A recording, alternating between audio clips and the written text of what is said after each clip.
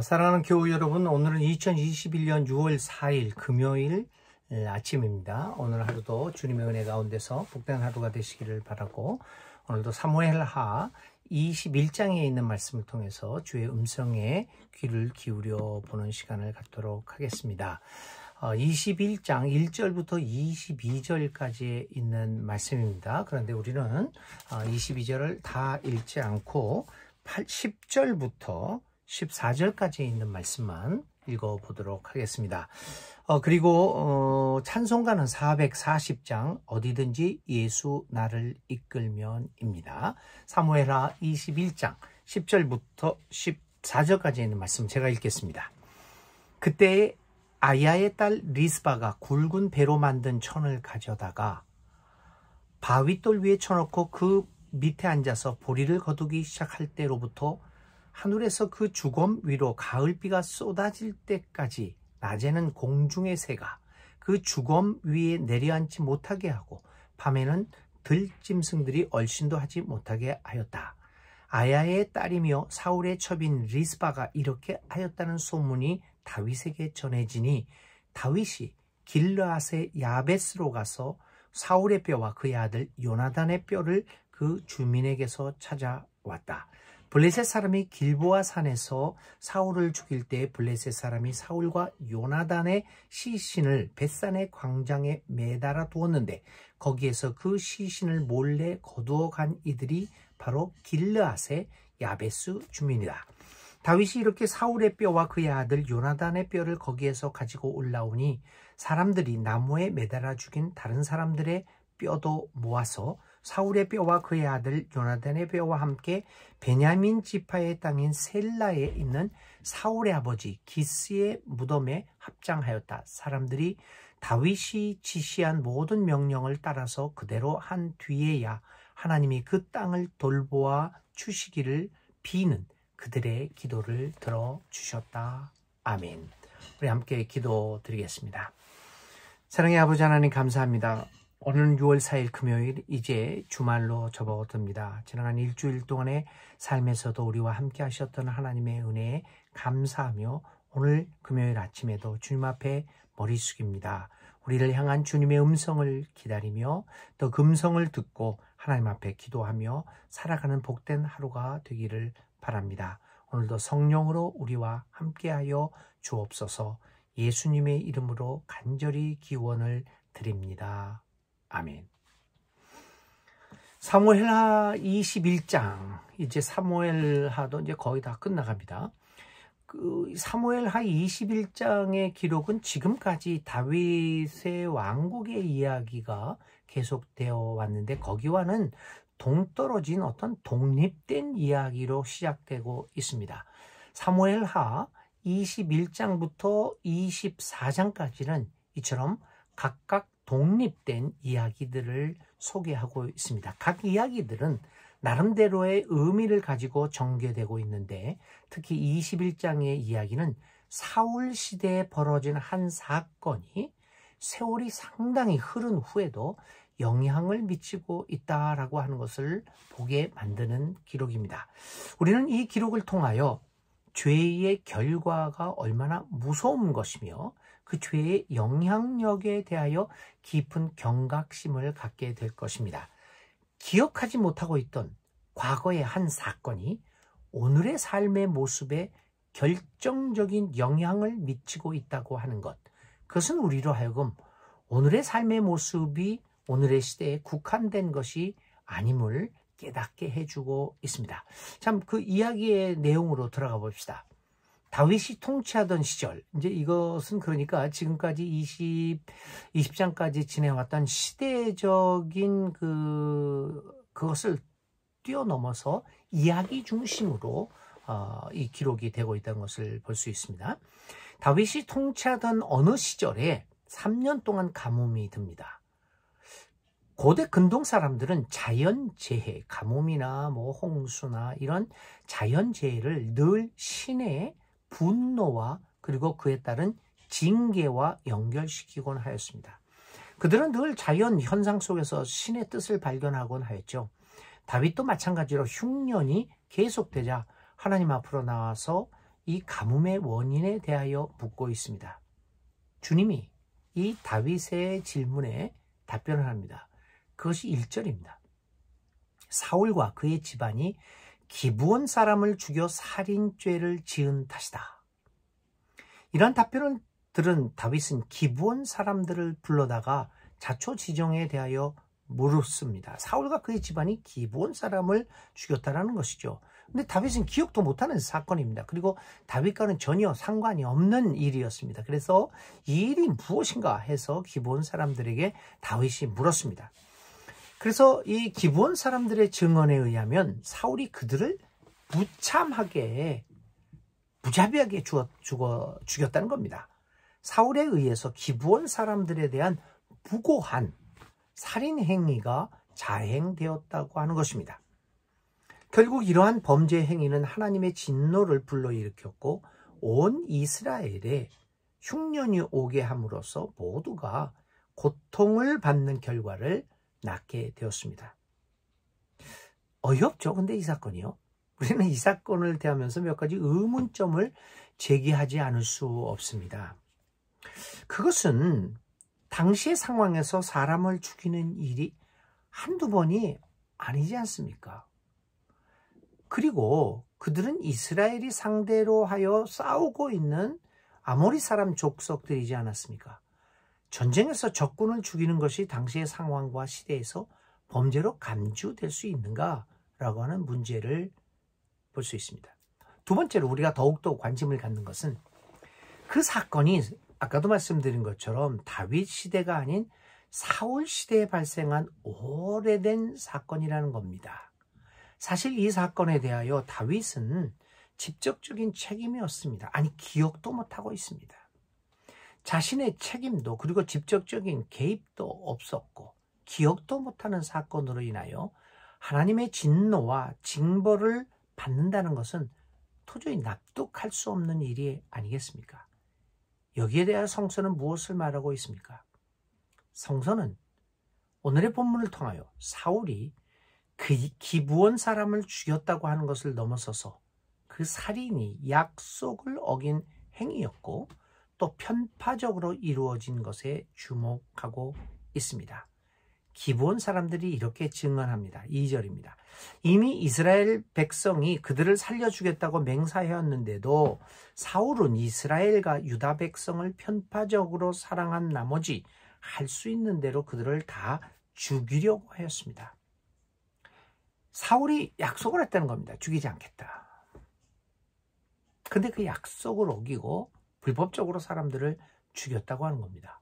성경은 이 사람을 죽인 자체를 넘어서서 약속을 어기고 또 편파적인 기준에 의해 이루어진 이 사울의 행위를 불법적인 것으로 간주하고 있는 것입니다. 사람의 행위와 동기와 그 과정을 중요시 여기고 있는 성서의 생각을 엿볼 수 있는 기록입니다. 성서는 겉으로 드러나고 있는 그 행위를 넘어서서 이처럼 그 행위의 숨은 동기와 과정을 관찰합니다. 하나님 앞에서 우리의 행위와 동기와 과정을 깨끗이 보존해야 하는 이유가 여기에 있습니다. 결과에 집착하지 않으시는 하나님, 우리의 중심을 보시는 하나님, 그 하나님을 생각하면서 우리는 늘 결과에 치중하지 말고 결과에 관심을 갖지 말고 늘 하나님의 길에서 벗어나지 않으려고 하는 삶의 동기와 그 과정을 중요시 여겨야 합니다. 그렇게 할 때 하나님은 우리의 행위에 성공과 실패를 넘어서서 우리의 삶을 받아 주실 것입니다. 정의를 위해서 합니다. 그런데 정의가 정말로 승리합니까? 승리하는 경우도 있고 그런 경우도 있겠죠. 근데 인류의 역사를 보면 정의가 승리한 것들이 그렇게 떠오르는 일들은 별로 없습니다. 그런데 왜 우리는 정의롭게 살아가야 합니까? 정의가 승리하지 못한다고 하면 우리는 정의롭게 살아갈 이유가 없는 것입니까? 그렇지 않습니다. 우리의 삶의 과정이 정의로워져야 한다는 것이 하나님이 우리에게 밝혀주신 인간의 삶의 과정입니다. 그래서 우리는 정의가 승리하건 승리하지 못하건 우리는 그 결과는 그렇게 관심을 갖지 않습니다. 그저 우리가에게 중요한 것은 정의로운 삶의 과정을 지켜나가는 것이지요. 자, 오늘 이 사건에서 두 번째 우리가 주목하고 의문을 갖는 사항은 이 사건이 사울 시대에 벌어졌다는 겁니다. 근데 이 사울 시대의 범죄가 다윗 시대에 영향을 미치고 있다는 겁니다. 그러나 여러분, 그것이 바로 성서가 우리에게 전해주고 있는 가르침 아닙니까? 내가 하지 않은 일이라고 해서 나 자신과 아무런 상관이 없다고 변명할 수 없다는 것입니다.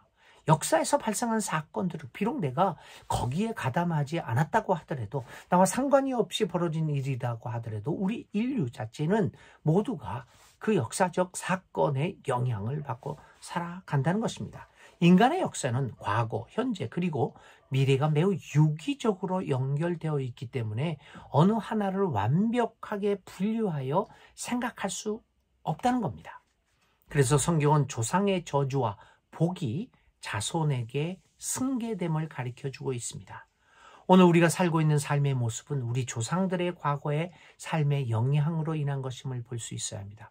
오늘 우리의 행위가 내일의 자손들에게 직접적인 영향을 미치고 있음을 생각하면서 오늘 우리에게 주어진 삶을 살아가야 합니다. 기후 위기가 심각한 지경에 이르고 있습니다.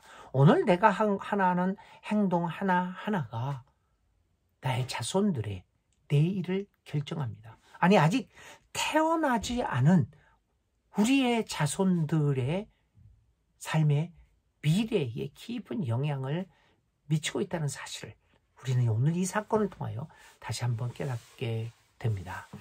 얼마 전에, 며칠 전에 보도가 나왔는데요. 필리핀 앞바다에 가면은 세상에서, 이 지구에서 제일 깊은 심해가 있습니다. 11,000m 정도에 달한다고 해요. 근데 오늘 이번에 인류 사상 처음으로 두 사람이 17시간인가를 내려가서 결국 그 10,000m의 심해까지 이르는 인류 역사의 첫 경험을 했습니다. 그러니까 어느 누구도 밟아보지 못한 땅을 인간이 도달을 했습니다. 해저를요. 그런데 여러분, 놀랍게도 인간의 흔적이 거기에 있었다는 것 아닙니까? 인간이 처음으로 갔는데 이미 인간이 다녀간 흔적을 발견했다는 겁니다. 무엇이었을까요? 플라스틱 병들이었습니다. 우리가 버린 쓰레기가 10,000m 해저에서 인간의 흔적을 보여주고 있었다라는 놀라운 보도를 보면서 무서워졌습니다. 오늘 우리가 하고 있는 일들이 아직 태어나지 않는 나의 후손들의 미래를 망치고 있구나. 오늘 사울 시대에 벌어진 범죄 행위가 아무 상관이 없다고 생각되어지는 다윗 시대의 사람들의 삶을 망치고 있다는 이 기록을 보면서 다시 한번 우리 믿는 이들이 어떤 삶을 살아가야 할 것인가 라고 하는 것을 생각하게 됩니다. 자, 기브온 사람의 이야기를 들은 다윗은 사울의 남은 자손 가운데 7사람을 기브온 사람들에게 넘겨주어 원한을 풀도록 해줍니다. 여기서 우리는 현대인의 시각과 판단 기준에서 다윗 행위의 잔혹성에 대하여 말해서는 안 될 것입니다. 단지 그는 이에는 이, 눈에는 눈이라는 당시의 법을 적용하고 있음을 보게 됩니다. 그러므로 다윗 행위의 정당성에 대한 판단을 유보한 채 우리는 기브온 사람의 원한이 어떻게 해결되어지는가에 관심을 기울여 보아야 할 것입니다. 먼저 기브온 사람들의 원한은 가해자들의 자손이 그 대가를 치름으로써 해결되어집니다. 죄는 반드시 결과를 치르게 되어 있다는 것이 아니겠습니까? 고대 근동의 사고 구조 속에서 죄와 벌은 당연한 것이었습니다. 그런 의미에서 예수님의 십자가 희생의 십자가의 의미를 이러한 고대 근동의 죄, 벌 구조 속에서 생각해 보는 것도 매우 중요합니다. 예수님의 십자가는 근본적인 의미에서 고대 근동의 죄, 벌 구조를 변혁시키고 있습니다.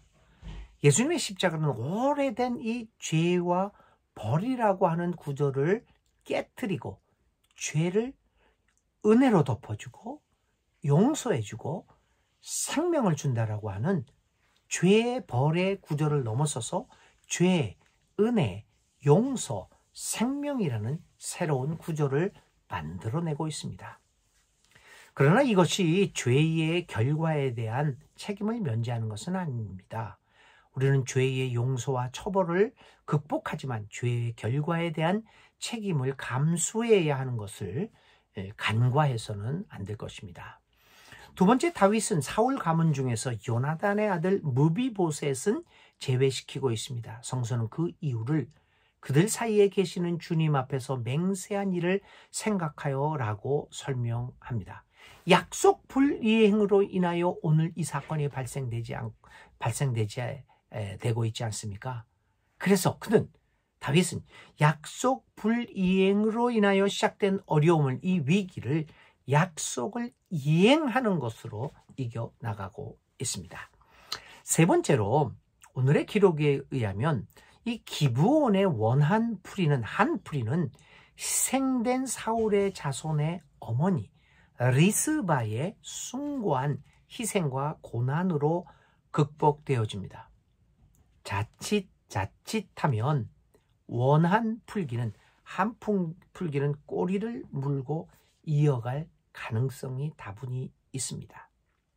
그런데 오늘 이 사울의 자손들의 아들들의 죽음이라는 사건을 보면서 그 어머니 리스바가 한 행동을 한번 살펴봅시다. 아들의 죽음을 보면서 리스바는 들에 버려진 아들들의 죽음이 들짐승이나 혹은 비바람에 의해 훼손되지 않도록 돌보는 일을 합니다. 그녀는 아들이 죽고 마는 그 슬픈 일, 한이 맺히는 그 일을 원수 갚음이 아닌 자신의 가슴에 깊이 묻어두는 숭고함으로 처리하고 있습니다. 10절입니다. 오늘 읽을 말씀이죠. 그때 아야의 딸 리스바가 굵은 배로 만든 천을 가져다가 바위돌 위에 쳐놓고 그 밑에 앉아서 보리를 거두기 시작할 때로부터 하늘에서 그 주검 위로 가을비가 쏟아질 때까지 낮에는 공중의 새가 그 죽음 위에 내려앉지 못하게 하고 밤에는 들짐승들이 얼씬하지 못하게 하였다. 결국 이러한 리스바의 모습은 모든 사람을 감동케 하였고 아들들의 죽음을 거두어 들이게 하여 장례를 치를 수 있도록 해주었습니다. 장례를 치르게 함으로써 자칫하면 되풀이 될 수 있는 원수 갚기를 끝내고 있습니다. 이 일이 있은 후 하나님이 그 땅을 돌보아 주시기를 비는 사람들의 기도를 들어주셨습니다. 죄에 대한 책임과 희생, 그리고 원한에 대한 한풀이에 대한 숭고한 처리와 품어줌, 용서는 하나님도 감동시키는 것이 아닐까요? 오늘 사무엘하 21장에서 나타난 한풀이의 이 한 사건, 이 사건이 어떻게 처리되는 것을 보면서 오늘도 여러 가지 한이 맺혀서 살아가는 우리들이 어떤 모습의 삶을 살아가야 될까라고 하는 것에 대한 좋은 이러한 영감을 우리에게 보여주고 있다고 봅니다. 오늘의 기도드리겠습니다. 오늘 나의 행동이 결코 오늘의 결과만에 그치지 않고 역사를 통하여 이어지고 있음을 보면서 두려워지기도 합니다. 오늘 나의 작은 행동이 미래 후손들의 삶에 직접적인 영향을 미치고 있음을 봅니다. 주님, 오늘의 삶을 진지하게 살아가겠습니다. 우리를 도와 주옵소서. 예수님의 이름으로 간절히 기도를 드립니다. 아멘. 오늘의 화두, 우리가 머물러야 할 단어는 아야의 딸 리스바. 이 리스바가 어떻게 그 마음의 한을 극복하고 있는가, 이 모습을 우리가 곰곰이 생각하며 기도할 수 있기를 간절히 바랍니다. 오늘의 실천입니다. 오늘 내가 행하고 있는 잘못 혹은 선한 일이 미래를 좌우할 수 있음을 생각하면서 특별히 기후 위기 앞에서 미래의 후손들을 위해 할 수 있는 좋은 일 한 가지를 실천해 보고요. 나쁜 일 하나를 그만두는 그러한 실천을 오늘 해 보시기를 바랍니다. 이제 주일날 또 우리 성령의 열매에 대한 생각을 하면서 주일 예배 때 만나겠습니다.